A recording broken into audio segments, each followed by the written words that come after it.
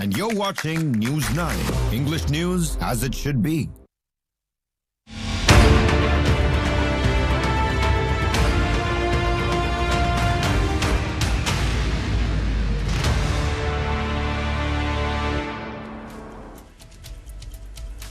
Thanks very much for tuning in to Unmissable. I'm Nabila Jamal. I take you through news from India and across the globe. Our top story tonight is governors to 9 states that have been changed, some replaced.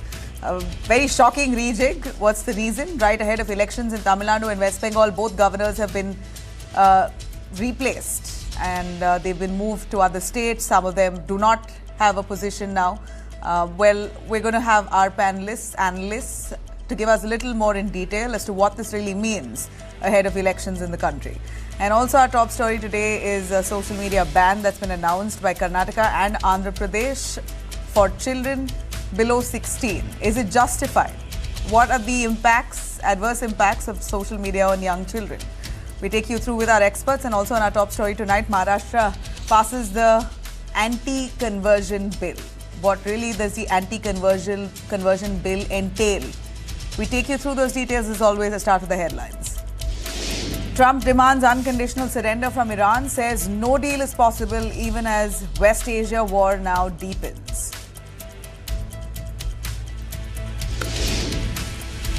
Petroleum and Natural Gas Minister Hardeep Puri assures there is no shortage of energy in India and there is no cause of worry for its energy consumers.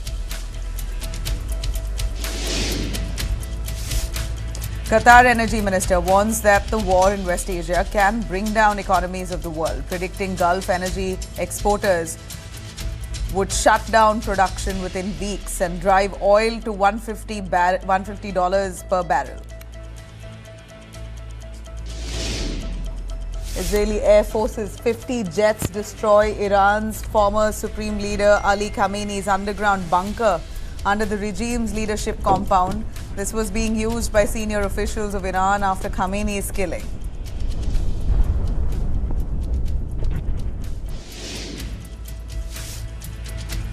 In Nepal, Balendra Shah's party closes in on victory with leads in 112 constituencies. KP Oli stares at losing his own seat.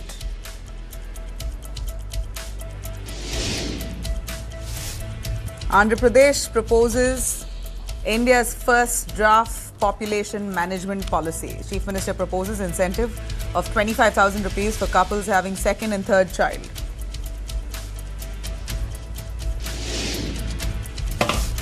Karnataka strong on Mekedatu reservoir plan despite Tamil Nadu's opposition. Chief Minister Siddaramaiah vows action on this.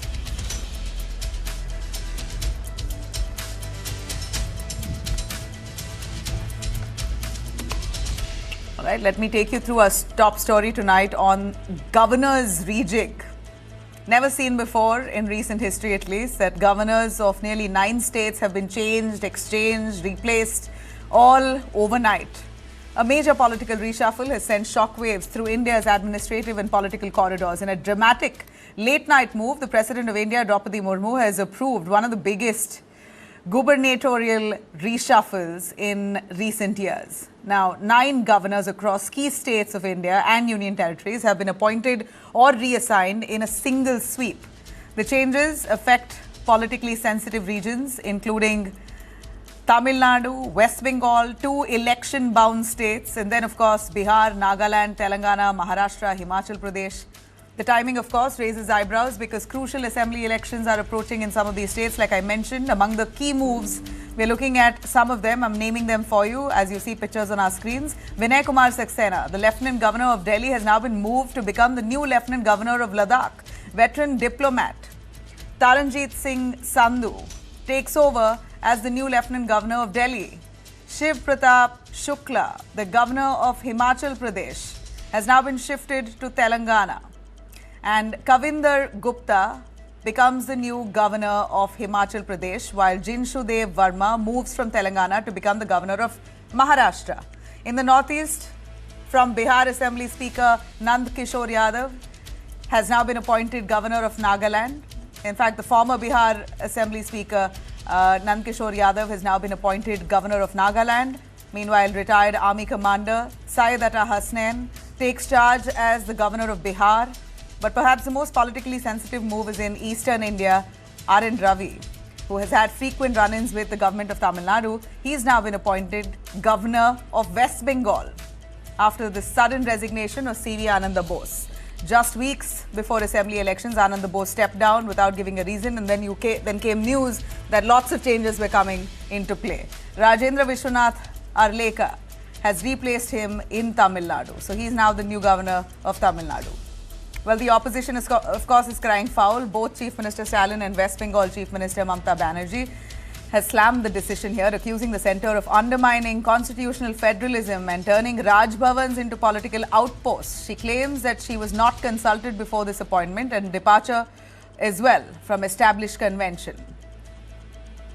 In a post on X, Mamata Banerjee writes, and I quote, "I'm shocked and deeply concerned by the sudden news of the resignation of Shri C.V. Ananda Bose, the governor of West Bengal. Union Home Minister just informed me that Shri R.N. Ravi is being appointed as the governor of West Bengal. He never consulted with me as per the established convention in this regard." This is what Mamata says, that this is going against protocol. TMC, citing the recommendations by the Sarkaria and Panchi commissions, has also said the state governments should be involved in the appointments of governors.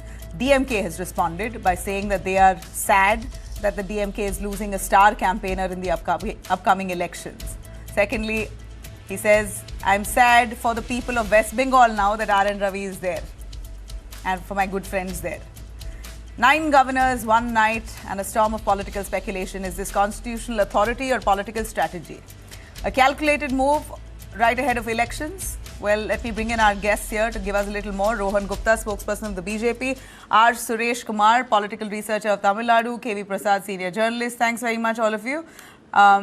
Rohan, what's your take as a spokesperson here of the BJP? Opposition raises a lot of questions, saying this is against convention. State governments are not even consulted.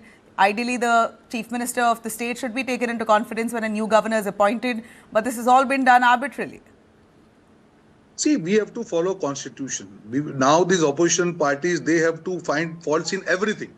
They have to find faults in foreign policy. They have to find faults in finance. So when their mindset is negative, that they complain everything, people don't trust them. Here, they have to come out and tell us that which provision of constitution is breached here. You don't talk about the moral grounds. We have seen during the Congress party tenure how the lawyers were made Supreme Court judge. So let's not talk about convention here. If in principle, they can definitely go to court of law if any of the provision of the constitution is not followed. But every time you complain about each and everything, like if you see Bihar elections, they are even complaining SIR. Why to complain the main basic process of election? Nobody could find even a single fault in any process of SIR, and still they are complaining about each and everything because they know that tomorrow when they lose the election, they have to have some reason to go to the people and save their vote bank. So I think it's a negative politics. If you have merits in any of the allegations, definitely you should come out with the facts and take your own course. But just making political slugfest, just making allegations without any kind of substance, people don't like this. No, but just help us understand, what's the reason for the sudden reshuffle ahead of West Bengal and Tamil Nadu elections? Obviously, you're sitting in debate. I cannot tell, ma'am, because obviously, like you, I'm a normal citizen. But yeah, you're a party spokesperson. Right? You're not just anybody. So absolutely no, but I cannot tell that why this decision is taken now. It's a normal process. There is no purpose to it. It is so not the timing. The timing is not. As a party worker, you're saying the timing does not sound unusual. See, if you see in past, it is not that before elections these governors are not changed. You go in the history. Lot many times this has happened. So I don't see that any politics is there. It's a normal process, and we have to take it normally. K.V. Prasad, as per history, going by history, you have seen similar instances that have happened in the past, says the BJP spokesperson. Is that true? Why don't you give us your expertise on this? Well, one thing is very clear. The appointment of governors is the prerogative of the party which is governing the central government. And of course, the question of due process of consultation has always not been followed in true letter and spirit, because it's not just one regime. I can count many regimes where chief ministers of parties who are not in sync with the government of the day kept on saying consultation was just mere information, something to which you just alluded to. by referring to Mamata Banerjee, Chief Minister of Bengal. Now, there has to be a calculation. Of course, there are political calculations and there are also administrative calculations that the government of the day does make, and the Home Ministry makes a periodical assessment because the Home Ministry receives assessment from the governor almost on a regular basis. So on that, on the question of Mr. Ravi, I think if you remember when he was in Nagaland, also as the interlocutor, there was some run-ins he had at that point of time too. At that point, when subsequently he came to Tamil Nadu, where of course it's very, very well known, just as Mr. Bose had some issues with the West Bengal. The only person out of this entire reshuffle, as I see it, is Mr. Anand Mohan Bose going out, and former ambassador to US, Mr. Taranjit Sandhu, coming in, who of course had joined the BJP and contested the last Lok Sabha election. So I think it's a political move, definitely, because they're, except for Mr. Sandhu and Mr. General Atta Hasnain, whose name was doing rounds even before. A few years ago, his name was doing the rounds, so one heard. Of course, now he's going to Bihar, which is a state where the Bharatiya Janata Party has the government along with the JDU. So I think these are fairly political parties in the opposition will, those who are not in sync with the central government will continue to make these issues.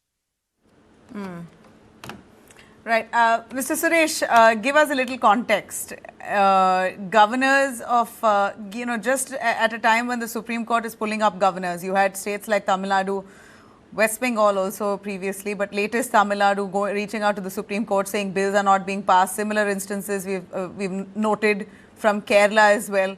So the state government, largely opposition ruled states, and the governors have often seen a face-off and clashes that eventually the Supreme Court had to step in and warn the governors, almost literally, saying that you can't sit on bills for such a prolonged period. It's halting governance and it's disturbing administration.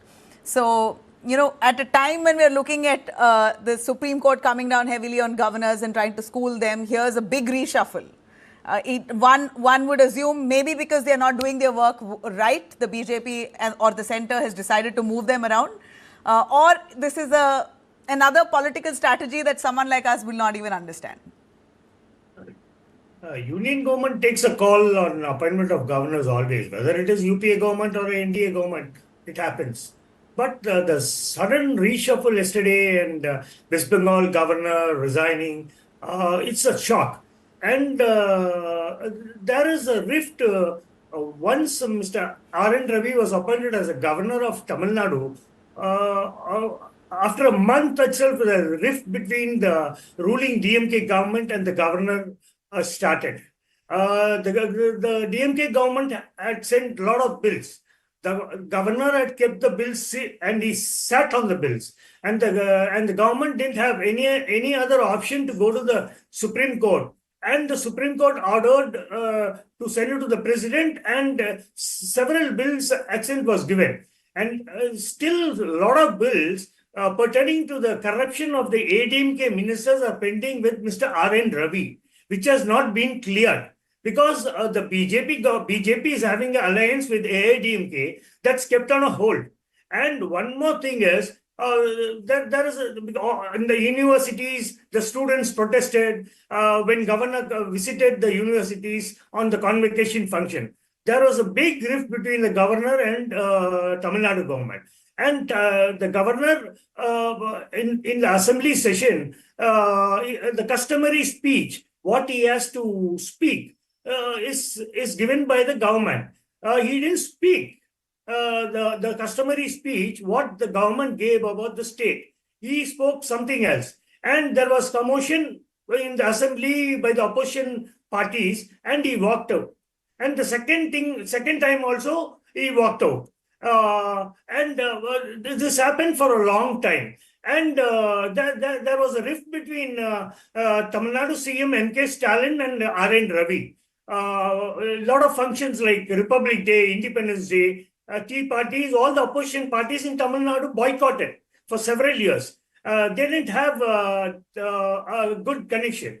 And R.N. Ravi in certain functions, public functions, he started attacking the state government. He said unemployment is rising. He said school education, the standard of education is bad. And he said that Tamil Nadu is not growing. Whereas all parameters like GDSP, everything, Tamil Nadu is topping most of the parameters in India. So he is going out of context. He was like a RSS and BJP leader in Tamil Nadu. That is what MK Stalin is now telling. He says that he was a star campaigner for the DMK. The more he spoke, in 2024 elections, the NDA was washed out. They were sweet. And 39 seats in Tamil Nadu, DMK has won. And there is an anti-sentiment against Mr. R.N. Ravi in Tamil Nadu. And he going to West Bengal. I don't know how he's going to handle West Bengal Chief Minister Mamata Banerjee. At least Mr. Stalin was very cool. He takes everything cool. But I don't think the Iron Lady will keep quiet. You know, R.N. Ravi is a tough man. He was, even MK Stalin was finding it hard to deal with him. He really gave nightmares to the DMK government. So, possibly, R.N. Ravi is the right pick for West Bengal. Maybe that's why the centre has decided on him there. No, he'll have a lot of problems with Mamata Banerjee. She's an Iron Lady. Nobody can handle her. Even union government couldn't handle in certain issues. No, that's what I'm saying. We can't underestimate R.N. Ravi. He was quite a sore point for Stalin. No, it is not that. He withheld the bills, that's all. But the state government went to the Supreme Court and got everything done. It went to the president gave approval. Yeah. It is nothing. He lost the fight between, R.N. Ravi lost the fight against Mr. Stalin. Not really. Perception-wise, R.N. Ravi did a fairly good job in trying to make the DMK government look anti-Hindu as well, anti-national, anti-Hindu. That's a narrative that was set. Now, one only knows if it's true or false. I can't put a finger on that. But R.N. Ravi, walked out of the assembly a couple of times. He said that the state anthem was prioritized over the national anthem. On some occasions, something to do with Hindutva was brought up. So for a governor, he's made the DMK government look fairly bad in the eyes of the public. But nonetheless, you're saying, what I mean to say is that maybe they wanted a more strong governor to face off the Iron Lady, Mamata Banerjee, like you said. And maybe they thought R.N. Ravi was a better choice. It might be, but I don't think... you're saying he can't handle it. You're saying he can't handle it. No, he can't handle Iron Lady Mamata Banerjee. Stalin was always cool. He didn't bother about Mr. R.N. Ravi. He didn't bother about R.N. Ravi. He said he is the best star campaigner for the DMK. He said, please don't remove R.N. Ravi till 2026 elections. It will be easy for us. Because there is an anti-sentiment against R.N. Ravi. He was sent to Tamil Nadu on a specific agenda by the BJP. What agenda by the BJP? Everybody knows. They want to come into roads in Tamil Nadu, BJP, and speak against the DMK government. That's it. Tell us your view about the other governors. If we can have a bunch of them on our screens, all the governors who've been moved and reassigned. Taranjeet Singh, who's now the Delhi governor. VK Saxena has now been moved. What's that move looking like to you? Other governors, I think it's okay. Governor of Ladakh, VK Saxena was quite a whip on the Aam Aadmi Party in Delhi. He really was he did not allow them to stay calm even for a moment. In fact, he was one of the main men who was behind ensuring the liquor policy case was pursued by the agencies. So he's now been moved to Ladakh. In Ladakh, we saw protests that happened recently.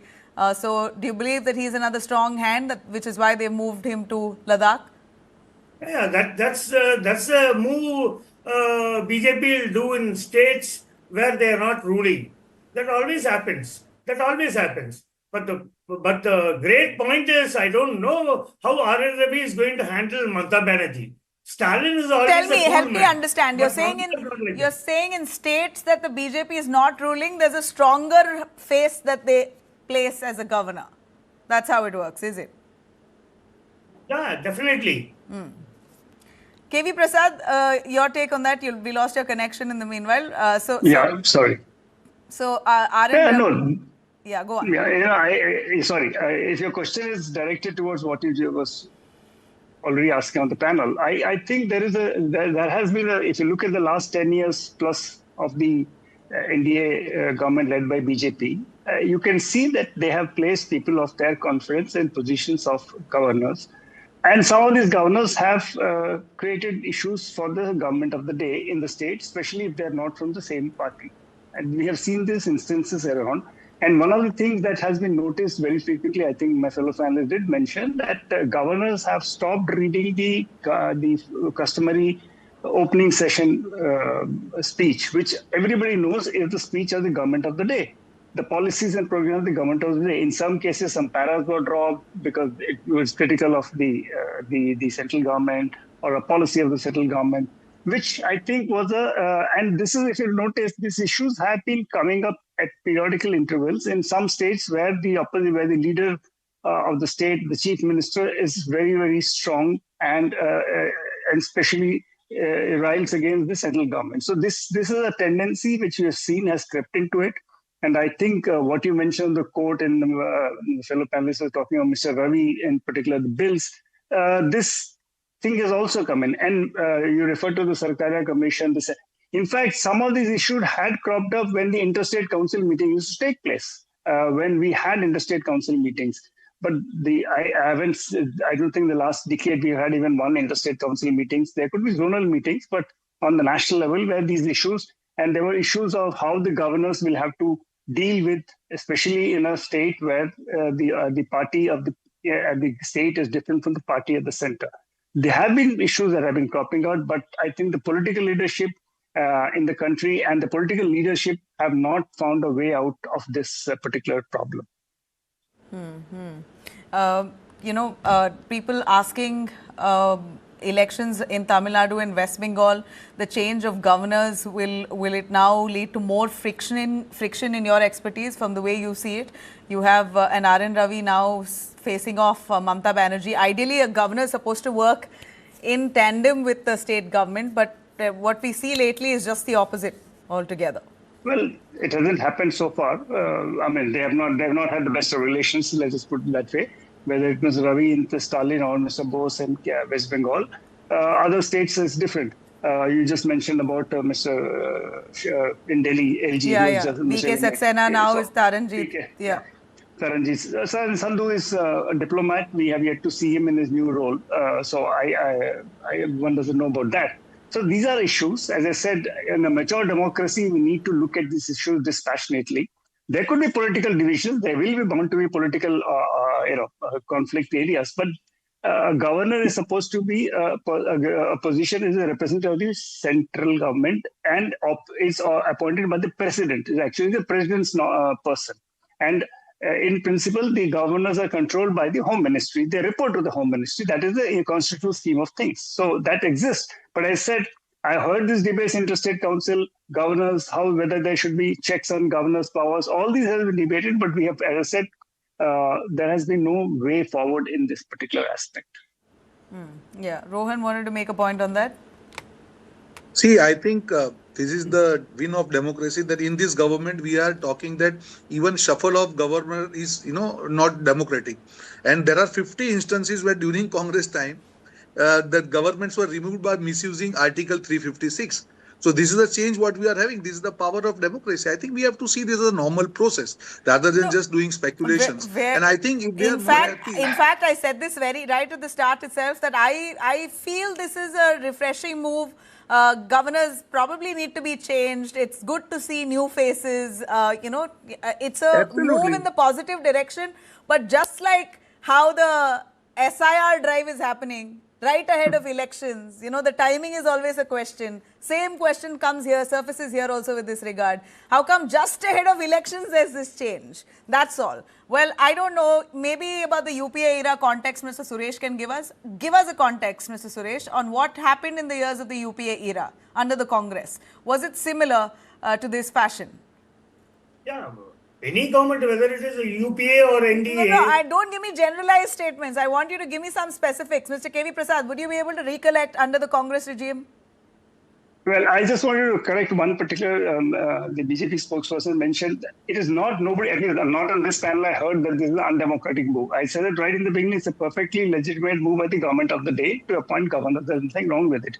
It is the timing and the question that has been raised by the political opposition, the opposition parties, number one. Number two, he mentioned our 356. I think the last time 356 was used in recent terms was in the Manipur context. And of course, we cannot forget that is because of the Supreme Court judgment in the Mumbai case, where it has made Parliament to be the only place where you can either Parliament ratifies and the floor test will have to go to the concerns assembly. So I think the last day they attempted was in the year 2000 when Mr. Vajpayee was the Prime Minister. And they dismissed the Bihar government in the anticipation that the Congress was supporting it, but it didn't happen. And eventually they had to restore that. Since then, I think Manipur was the only case where 356 was invoked by the center, and the governor's rule was put in place and extended for 1 year till we have a new government in place. As far as UPA, as I said, these roles have been discussed time and again on issues. There are certain checks and balances people have been talking about. Every government does make an attempt to put its favorites around in these positions of power, through which they can. I remember when several governors were appointed in states that the BJP was. We had similar opposition or similar voices being raised by the government of the day, if not in as still as this, because there were issues at that point of time too. Yeah. Mr. Suresh, I cut you short on that.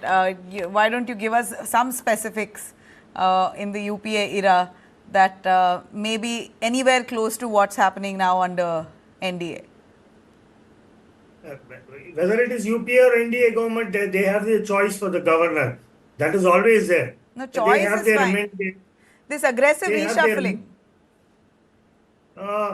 They have their men there. It happened in Bihar. It happened Were in they aggressively facing off with the respective governments, like the way Arif Mohammad Khan did in Kerala, like the way RN Ravi did in Tamil Nadu, like the way Ananda Bose did in West Bengal, like the way VK Saxena did in Delhi? All opposition rule states, you see a hyperactive governor. Yeah, it happened, but it happens in NDA government more, not in UPA. And one thing my take is governor's post should be abolished. It is an extra luggage to the non-BJP governments. It's an extra luggage, and it's an extra luggage for the exchequer for the state governments too. You say that? Why would you say it's heavy on the exchequer? Yeah, all the expenses, the fancy house and the entourage. They live in a sprawling area. They spend a lot. They conduct events in what they call now Lok Bhavan. Several lakhs are spent for mementos. Several lakhs are spent for the tea party, dinner. That's all state government's money. They can use it for the people. Why should a governor have a sprawling place? He is a person who has been appointed by the union government. He can sit in a place like where ministers stay, meet the people. Why does he want so much people around Lok Bhavan? About 100, 200 people working there. That is unnecessary. State government has to spend all the expenses of the governor. Or let the union government, ministry take over the expenses of the governor. They listen to the union government but feed off the state government. Yeah, they appoint, but the expenses are taken by the state government. Okay. I wish through you, I want the finance minister of Tamil Nadu to come out with a report that after RN Ravi took over as the governor, to send a note. What are the expenses? How much was the expenses till now? And let the public of Tamil Nadu know what is the expenses incurred by the Lok Bhavan. Okay. Mr. Prasad, a final word from you on UPA versus NDA era. The quick comeback from the BJP is often that as if it never happened under the UPA. Any specific No, case? see, I would not remember specific because more than a decade ago, but there were rushes of settling, but it was not as as. All right, we seem to have lost Mr. Prasad's connection there, but Rohan, I'll give you your last 30 seconds on this. Now you have governors being reshuffled. How confident are you that all of them are going to have good equation? Ideally, are they going into being the new governor with a mindset to have great relation with the state, or with a mindset to launch an offensive against the government? What's the inside story? See, this is what because I wonder what R.N. Ravi is right now thinking and strategizing as he's getting ready to sit in the West Bengal Raj Bhavan. See, the problem is we are reading too much in each and every news now. We oppose the opposition. I mean, you can't ignore the pattern. Okay. No, but that is, see, again, I'm not saying that whether pattern or not. Even in past governments, there is obviously the governors who are changed by it's a power of central government, right? We cannot question that. Anything which is against constitution, definitely you have right to question. It's a normal, and you have rightly said, it brings freshness. And I think if they were not happy with their Supreme current Court governors, they should be happy. The Supreme Court pulled up the governors. That Supreme Court pulled up the governors. Mr. Ravi is not there. Supreme Court pulled up the governors. Supreme Court said you can't sit on bills like that. You have to pass. That is right. We have to definitely respect what Supreme Court says, and that we have to follow that. Absolutely. I don't come in between that, because when it comes to constitution, everybody will have to follow. And by going by what logic we had on this debate, I think Stalin should be very happy that Mr. Ravi is going. So where is the question? Why they are questioning central government? They should thank central government. All right, we'll see what happens. We're going to keep our hawk's eye on the next, the state elections, of course, and how the new governors in the new states function. We'll come back probably with another debate, a developing story around this soon enough. Thanks very much, both of you, for joining us. Thank you. A quick break. We'll be right back on the other side. Social media banned for children under 16 in Karnataka and Andhra Pradesh as well. More details up next. Stay with us.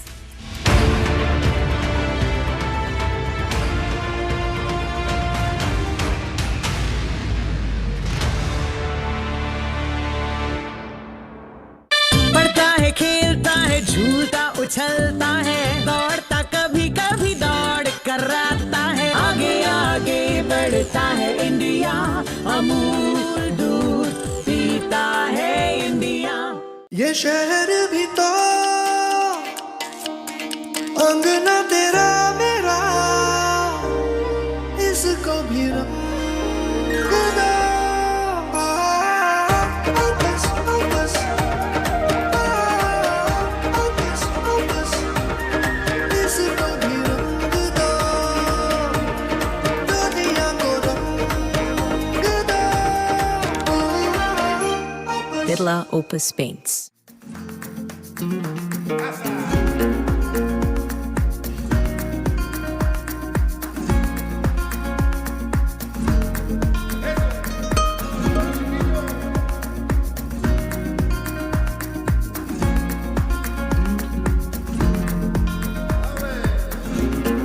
This season, we're going to explore the unknown sides and destinations of Spain.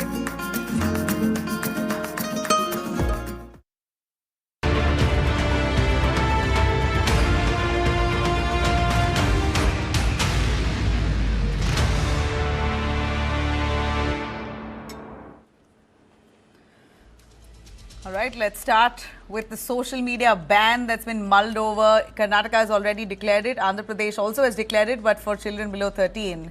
Two Indian states have taken a bold step that could reshape how the next generation uses the internet in a major push to shield our children from what leaders describe as predatory engagement of digital platforms. The governments of Andhra Pradesh and Karnataka have announced sweeping age-based restrictions on social media.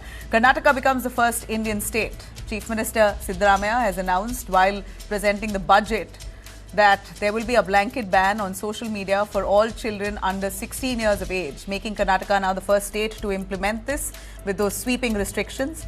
Andhra Pradesh Chief Minister Chandrababu Naidu has also announced a ban on social media for children below the age of 13. The policy after consultations led by IT Minister Nara Lokesh, will be implemented over the next 90 days in Andhra Pradesh and even will extend to teenagers between 13 and 16 in due time. Now, this comes amid a lot of chatter around who did it first. While Karnataka Chief Minister Siddaramaiah announced it while in the Assembly presenting the budget today, and news channels and platforms, of course, covered it extensively, you had Nara Lokesh quickly coming out to call Karnataka a copycat, saying it's flattering that you've copied our idea, in as many words. Nara Lokesh says, and I quote, "The idea we had proposed earlier in Andhra Pradesh to protect young minds from the darker side of the digital world." Now, only any kind of copying is flattery. Basically, imitation is considered is the sincerest form of flattery. This is what Nara Lokesh has said. And as expected, you had Nara Lokesh getting trolled on social platforms, saying Andhra Pradesh in the first place has copied Australia. Australia was the first to ban social media for those under 16. Well, whatever said, this is a move in the right direction. Both governments are right now arguing that social media for children below the age of 16 or 13 is detrimental. This is a bid to protect children, to ensure they tackle rising anxiety among children, falling attention span and growing mobile addiction among young users. But not everyone agrees. Educators and school administrators warn that banning social media may not really solve the deeper issue of digital literacy. Many schools say that children today live in a new digital world where online platforms are also tools for learning, creativity and communication. A lot of classes happen online, so how do you really demarcate? Child safety advocates are also divided. While some support stronger protections, the others argue that outright ban may push children into hidden or unregulated online spaces, making supervision even more harder for parents and authorities. Critics are now asking a very practical question here. Can such bans even be enforced in a practical way where hundreds, thousands of kids are already on their smartphones using it so efficiently in a country like ours, with a population like ours? How effective and efficient will this ban really be? From Australia to Europe, governments are now grappling with similar dilemmas over protecting young minds in the algorithm age, even though Australia has done it. But still, there are slips, and India is now going to be facing that. Parents should ideally decide how much screen time should their children be allowed. But now you have governments interfering and saying that this is a complete ban. We are going to ban this altogether. So is this a move in the good direction? Banning social media for children under 16? Is this what was much needed? Well, let me quickly bring in Shashi Kumar, who's an educationist and General Secretary, CAMS Karnataka. We also have Kanish Gaur, who's a digital technology expert, joining us. Shashi Kumar, thanks for joining us. Why don't you tell us why you are opposing this move? We definitely did not oppose. Who said we have opposed? We have welcomed it. It is Okay. one of the best in the country. I beg your pardon. I misunderstood then, because you always have Shashi Kumar, you always have an opposite opinion to what the order is. So I assumed that you are not happy with the order. That's why you're here today on the show. But good to know that you are welcoming it. Nabila, and if Andhra Pradesh was claiming they were first, sorry to say this, you to know that 5 years down the line, we demanded this when the chief present Shalini Rajneesh, she has written even the letters to the other departments like Nimans and other things. We were demanding from past several years. Even recently, when Siddaramaiah said banning mobile phone, we opposed it. Don't ban. Already it is existing. We want to have a SOP so that the social media, the online games are regulated and curtailed by the service provider and various entity like electronic department, home department, finance department, women and child. All these people, stakeholders should sit together and design a SOP. Simply saying ban will never work out because already it is in place in Karnataka from several years. Our only concern was, why don't you make SOP so that you regulate these, you punish that, and even parents are equally responsible, system is equally responsible, and as a school, see, we are digitalized, no doubt. Even the schools who want to have, here it is very clear, we are curtailing social media, we are curtailing the poisonous contents, and wherein online games that has been extorted money and made children to be vulnerable. These things are supposed to be controlled, or else it will be a disaster status. So we are very okay with, we are happy, it is a healthy move and it is one of its kind. Thanks to the government, thanks to the Siddaramaiah for banning social media, which is toxic. Okay, Kanishk, why don't you tell us how it is hard to implement this ban? Because we're just saying welcome move, amazing, but in a digital savvy age where children are so entrenched on social platforms, and they are probably the eyes for parents who do not know how to use it. They teach the older generation today. And 16 years, I could call them adults now. 16-year-olds are just too mature for their age. When That I is was the 16, problem we were of very the- foolish. Now 16 years of today are very mature children. But anyway, that's the part. How do you implement this? It's so easy for them to take their parents' phone and go through it. What kind of implementation are we looking at? You're on mute. Thank you for inviting me. Technically, I don't have a solution. If two states have separate age gating mechanisms, how that would be implemented in the state. I was thinking of myself having two teenagers in a train which goes via Karnataka and then enters Andhra. Uh, then checking with them that if any of them lose internet while traveling from these two states, or would their conditions get impacted on how they access it? Uh, would the tech companies have a solution for it? Would the tech companies implement different age gating solutions for two different states? And if this is further replicated by another third or fourth state, which brings out guidelines of 12, 10, 17, 18, then how this will be implemented across the country? There are 29 states in this country, and we have got some really fantastic leaders who are members of parliament in both the houses in this country. Unfortunately, they did not come up and speak on introduction of a bill which could be implemented across the country, but went back Yes, and yes. started doing things in their own state. So I see this as a move just to get some eyeballs, some attention from other real issues that are on ground. Uh, I don't know how they are going to convince these social media platforms to be more exclusive to them. So far, we haven't seen social media platforms being even exclusive to Indian national government when it comes to IT laws or cyber laws. So how would they differentiate these two forward-looking states? I believe it is going to be a massive challenge. Yeah, it is. And So the chief ministers have very confidently said we are going to ban it now, but the plan of banning is unclear. See, speaking ban word is not appropriate as per my understanding, because we have to have a separate stakeholders committee and all these entities who are part and parcel of this service. That might be law department, that might be IT department, try. Everybody has to sit across India. It should be a policy. And anyhow, the Karnataka has raised this issue, Andhra has raised this issue. It shows that there is a serious concern, Nabila. Let us not dispute, because we are facing in schools, we are facing in house. Even parents were really, they were pathetic in situation.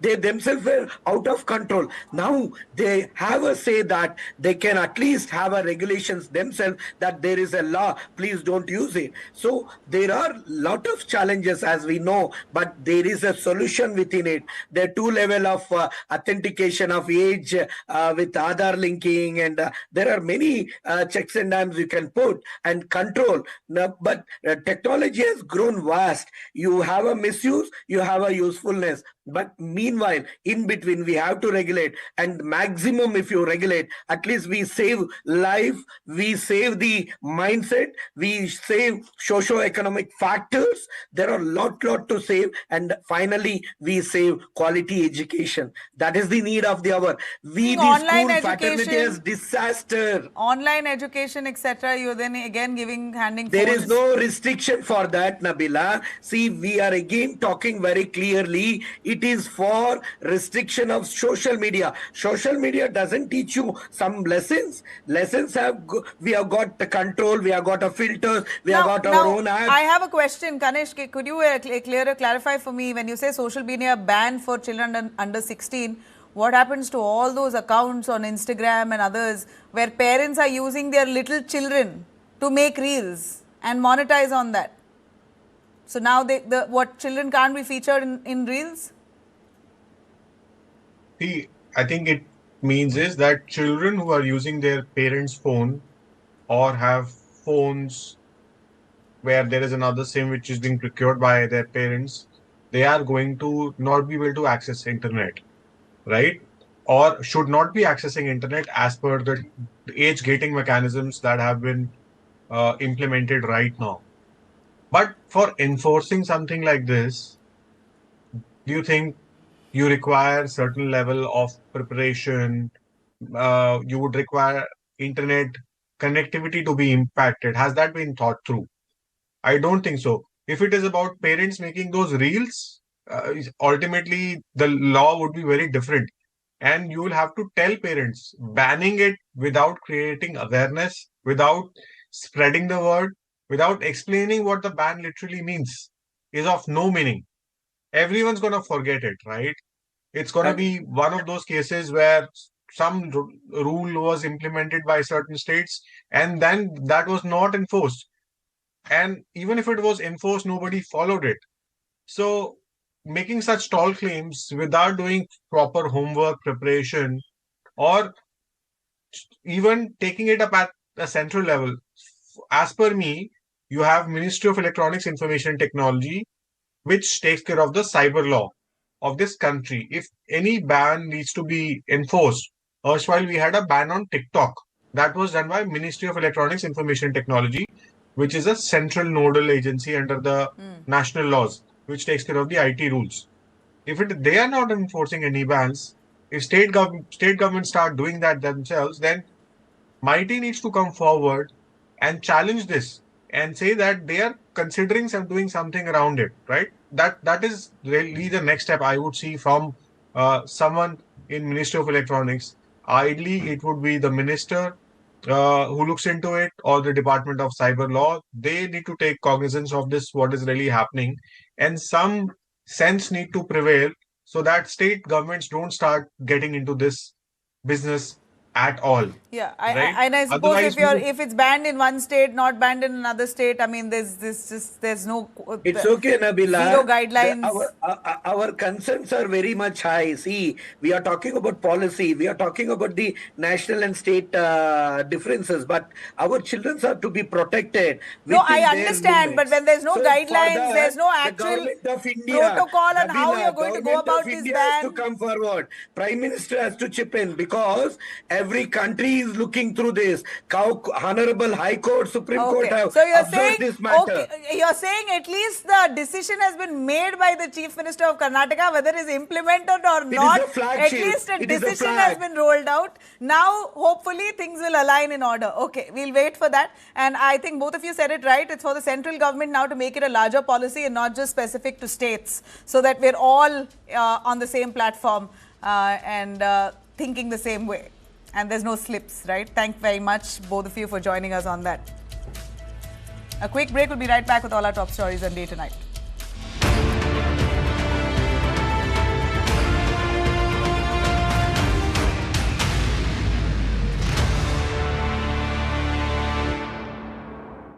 पढ़ता है, खेलता है, झूलता उछलता है, दौड़ता कभी कभी दौड़ कराता है, आगे आगे बढ़ता है इंडिया, अमूल दूध पीता है इंडिया।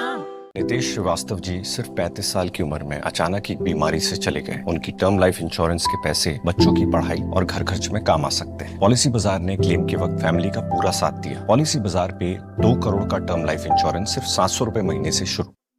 हमें स्वस्थ रखने वाली सारी चीजें ज्यादातर शुद्ध होनी चाहिए। सूर्य की किरणें और स्वच्छ पानी, वैसा ही है लाइन अरेबियन डेट्स। और अब लाइन लाइना डेट्स, इसमें फाइबर्स और विटामिन्स भी कुदरती हैं, जो देता है स्वास्थ्य भी कुदरती। लायन लाइना premium dates.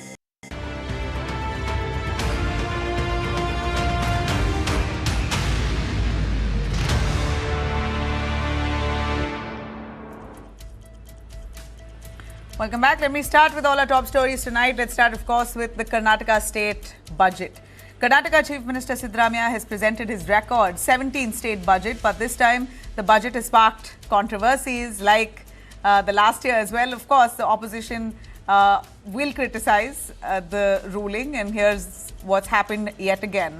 Siddaramaiah has been blamed and accused of appeasement politics, saying that his large chunk of the budget share has gone to the minorities. But before I come to that, a quick look at what the budget entails. The government has announced 4.48 lakh crore spending plan for the financial year 2026-27, even as Karnataka faces a revenue deficit for the third consecutive year. The budget estimates total revenue receipts at 3,15,050 crores, including 2,20,000 crores from the state's own tax revenue, 16,000 crores from non-tax sources, and 79,050 crores in transfers from the centre. Now, let's take a look at how big a share of Karnataka's 4.48 lakh crore budget Bengaluru has received. The government will continue that 7,000 crore annual grant for Bengaluru city's development. About 450 kilometers of roads will be white-topped in Bengaluru over the next 3 years at a cost of 3,000 crores. The Silk Board, KR Puram Outer Ring Road corridor will be upgraded with an investment of 450 crores. To tackle congestion, the government has approved 40 kilometers of tunnel road corridors running north, south and east, west, estimated to cost 40,000 crores. The Hebbal Mekri Circle Tunnel and Elevated Road project has also been cleared now with an allocation of 2,250 crores for that. Urban mobility projects include 175 junction beautifications in Bengaluru, 500 kilometer of footpath upgrades, 100 skywalks, along with 41-kilometer expansion under Namma Metro in 26-27 between this year. Now, the budget also allocates 6,939 crores for the Kaveri Phase 6 water supply project for Bengaluru. In fact, the government has also announced several initiatives for minority communities. This includes upgrading 117 Maulana Azad model and Urdu schools into Karnataka public schools at a cost of 600 crores, with 100 more schools planned in the next phase. The state will also set up 10 Saint Shishunala Sharif residential schools, with laptops also being given worth 50,000 each to 5,000 meritorious minority students. An additional 100 crores has been allotted for the development of Jain, Buddhist and Sikh communities. Now, to which the BJP says, look at how much money that the Karnataka Congress government has given to the minorities, and they put up one video after the other saying that he's appeasing the Muslims, and there you go. Those videos now coming off Siddaramaiah by the BJP. The BJP criticizing it sharply. Tejasvi Surya says the lion's share of the budget goes to minorities. Allocation for minority schools, welfare schemes for Hajj Bhavans and building Hajj Bhavans in Hubli and Kalaburgi, basically saying this is appeasement politics. BJP has also staged a protest near the Vidhan Sauda, alleging that the state budget presented by the Chief Minister Siddaramaiah was basically just like an empty pot, chembu, empty vessel, basically. Well, that said, the Congress says that the minority allocation given this year is far less than what was given last year. But, well, politics is bound to erupt, and that's what we see. Now, in Kerala, in a late-night development before the governor reshuffle, Kerala Governor Rajendra Vishwanath Arlekar removed the Vice-Chancellor of Sri Shankaracharya University of Sanskrit in Kaladi. The governor, who also served as the Chancellor of the state universities, relieved KK Geeta Kumari from the post. However, the official notification issued by the Raj Bhavan did not really spell out the reason behind this decision. Following this move, Caesar Thomas, the Vice-Chancellor of APJ Abdul Kalam Technological University, has been given additional charge of the Sanskrit University until further orders. Geeta Kumari had been serving as the interim Vice-Chancellor since March 2024. She was appointed by the then Governor Arif Mohammad Khan. The development comes after Arlekar had recently asked the university administration to pause certain decisions taken by the syndicate, including a move to proceed with the recruitment of permanent assistant professors based on the 2021 notification. While meanwhile, leader of opposition Rahul Gandhi, who is in Kerala, has alleged that India's higher education system is facing some ideological pressure. Speaking to students at the Marian College in Kuttikanam, he claimed that many vice chancellors across universities in India are being appointed because of their association with the RSS rather than pure academic reasons or academic credentials. Rahul said that such appointments must stop, warning that the education system should not be shaped by what he called a divisive ideological viewpoint. Maharashtra cabinet has now cleared a draft anti-conversion bill proposing strict penalties for unlawful or forced religious conversions in the state. The proposed anti-conversion bill moved in Maharashtra. The legislation, titled Dharma Swatantrya Adhiniyam 2026. Dharma Swatantrya Adhiniyam. That's what it's called. It seeks to regulate religious conversions and prevent conversions carried out through force, fraud and inducement. Now, under the draft bill, any person wishing to convert to another religion must first seek permission from the competent authority. The individual will also be required to give a 60-day prior notice to authorities before carrying out the conversion. The legislation further states that the conversion must be officially registered within 25 days, failing which it will be considered null and void. The bill also empowers authorities to act on complaints if a blood relative of the person is seeking conversion if a blood relative of the person who is seeking conversion files a complaint alleging that the conversion that happened was unlawful, then the police will be required to register an FIR and conduct an investigation into that conversion. Importantly, offences under the proposed law will be non-bailable, and those found guilty of forced or fraudulent religious conversions could face up to 7 years of imprisonment along with a fine of up to 5 lakh rupees. The bill emphasizes that while the right to religious freedom is protected, it does not extend to conversions carried out through force, fraud or allurement. The Maharashtra government is now expected to table the bill during the ongoing budget session of the State Assembly. Meanwhile, Maharashtra Minister Nitish Rane of the BJP says the move fulfills the party's promise to bring a law against what it calls love jihad, adding that the government resolution in this regard will also be issued soon enough. Now, there is encouraging news from India's startup ecosystem, especially for women entrepreneurs. Women-led tech startups in India raised around $1.1 billion in funding in 2025, according to a report by data intelligence firm Traxon. Now, while this is slightly lower than the $1.2 billion raised in 2024, the report says the funding environment is becoming more disciplined and focused, and women are thriving in that space. Investors are now backing startups with stronger business models and clearer revenue potentials with women faces. In fact, the size of investments has grown significantly. The median deal size, especially the typical investment startups receive, rose from $2.4 million in 2024 to about $3.8 million in 2025, a jump of more than 58%. The report describes this phase as one of recovery and steady growth, with more women entrepreneurs entering the ecosystem and a growing number of startups moving into the growth stage. When it comes to cities like Bengaluru, led this funding chart with about $444 million, followed by Gurgaon and Mumbai, once again reinforcing that Bengaluru's position as India's startup capital is right on top. Now, a quick look at Oracle. Oracle has laid off over 3,000 employees between August and September last year. Fresh waves of layoffs now appear to be on the horizon, with the tech giant reportedly planning to axe thousands more jobs. The company is now preparing the layoffs as it ramps up massive investments in artificial intelligence, infrastructure and data centers. According to reports, the layoffs could begin as early as this month and are expected to impact several divisions across the company. Some of the roles likely to be affected are positions that Oracle believes could gradually become redundant as AI technologies now continue to expand. In fact, the reported job cuts are also linked to financial pressure created by Oracle's aggressive push to build large AI data centers to support cloud services and high-capacity computing. The trend is not limited to the tech sector. Investment bank Morgan Stanley has also announced more than 2,500 job cuts, despite reporting a strong performance in 2025 itself. Developments underline a growing global concern. As companies now invest aggressively in artificial intelligence, thousands of traditional roles may face uncertainty, raising important questions about the future of employment in an increasingly AI-driven economy. Thanks very much for tuning in. Do have a great weekend.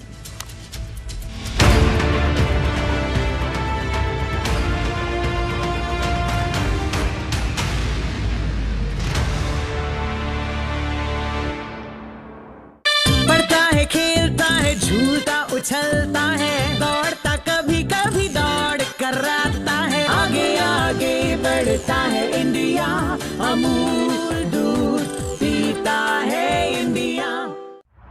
In Germany, the biggest newspaper was written on the first page. This is a finishing from Lothar Matthäus' career. I take this first page out, put it on the wall, and this motivates me because I don't like to give them their fright. Life will always knock us down. The character is displayed or exhibited how well we fight it out and come back a champion again. In the football, each training session, each game was happiness for me because I have the privilege to make my hobby my job. You are the world champion, you are the record breaker, you're not only a living legend, you are a living history. With Messi and Maradona in Argentina, or the other Brazilian superstars, or Ronaldo, Ronaldinho, they are still heroes. You have started celebrating before the final whistle. No, this game was part of my life. This game was part of my career. We still dream a country of 1.5 billion population would be playing the Soccer World Cup someday. You can really have this dream because you have potential and you have kids that like to play football. You have to find the right kids. You deserve that glory in the world arena to be considered as one of the greatest. When I go to Italy, when I go to Serbia, it doesn't matter, they recognized what I was doing for the football. In Germany, you have to die and then you are the best for them. It's like this.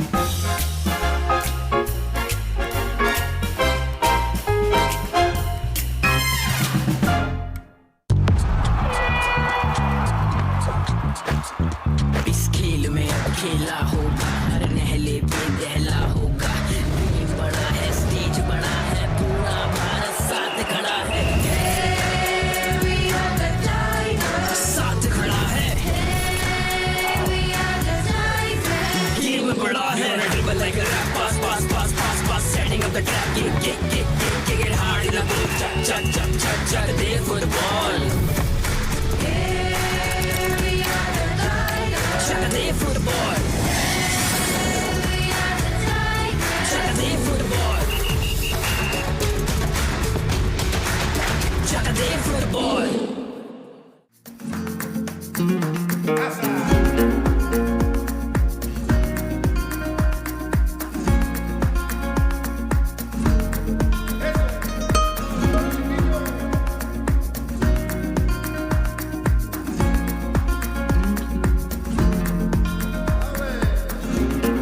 This season, we're going to explore the unknown sides and destinations of Spain.